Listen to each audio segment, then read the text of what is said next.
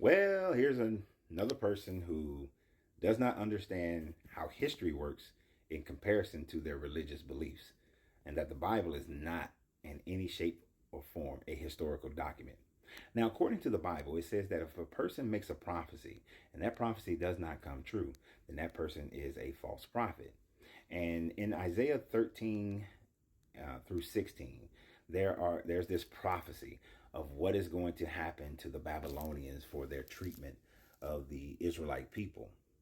And it goes on and it says all these things that he put up there, plus a whole bunch of other things that's supposed to happen to Babylon. But yet, when we actually look at the history of Babylon, we know that the last king of Babylon was Nebuchadnezzar the fourth. And Nebuchadnezzar the fourth was defeated by Darius. He called himself Darius the Great, but Darius the Great of the Persian Empire, the Achaemenid Empire. The thing about that conquest is that conquest didn't come because Babylon was suffering. Babylon was never suffering. It was not suffering. According to the Greek historian Herodotus, from the time frame that Babylon was under Nebuchadnezzar IV through its being conquered by Darius, and Darius only sent one general to conquer Babylon. But through that time, Babylon was a splendid city. Babylon was a rich city. Babylon was a great city of learning. But the reason why Darius was able to conquer Babylon so easily, was not because Babylon was in distress economically. They weren't in distress as far as food and starving and killing their infants or anything like that. The reason why Babylon was so easy to conquer is because the priesthood in Babylon opened the doors and supported Darius in his taking of Babylon. Now, why would the priesthood do this? Let me break it down for you. You see, prior to Nebuchadnezzar IV, the previous kings of Babylon worshiped the patron deity of the city of Babylon, which was Marduk. But Nebuchadnezzar IV began to worship the gods, the city-state gods of which was a part of Uruk, which was a part of the Babylonian Empire at the time. Who were the gods of Uruk?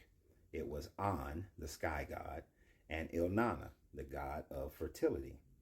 Now, Nebuchadnezzar IV began to spend a lot of his time in Sapur and in Uruk in the worship of these gods. So, when Darius came and he was a Zoroastrian, he had the one storm deity, one god of Ahura Mazda. And Ahura Mazda was relatable to the patron deity of Babylon, which was Marduk. Marduk was a storm god. Marduk was considered at this time frame to be the primary god. He was greater than An. He was greater than Enlil and Enki. He was the god and had changed the story that Marduk created the earth and the universe by killing the great serpent Tiamat, and from the body of Tiamat created the heavens and the earth and so on and so forth. And so the older stories of Anu being the heavens and Namu being the primordial waters, and those two merged together or had sex and created the earth and that sort of thing, had gone out of fashion by this time. Because you got to understand, but this teachings of the Anu and Inanna, Ishtar, Enki, Enlil had been a teaching that had been going on for about 8,000 years. And so the stories were changing constantly depending upon the culture of the people at any given time frame.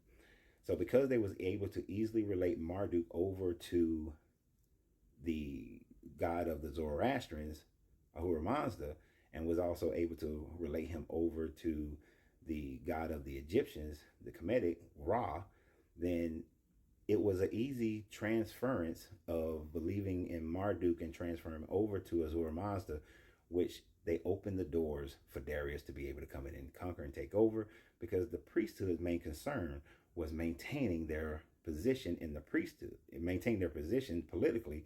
And since Nebuchadnezzar IV had been over there giving the priesthood of An and Elnana more clout, and Elnana and Ishtar, same person, giving them more clout, they felt abandoned by Nebuchadnezzar IV, And so they openly let Darius General, I can't say his name, it starts with an I, come in and take over Babylon, and then take the rest of the the Babylonian Empire, which then they easily succeeded because of that by taking the other cities, the other remaining cities. So all this strife that they were supposed to go through based on your God, the God of the Hebrews, never happened. And if it never happened, that makes Isaiah a false prophet. That makes your Bible, your Old Testament, false and untrue.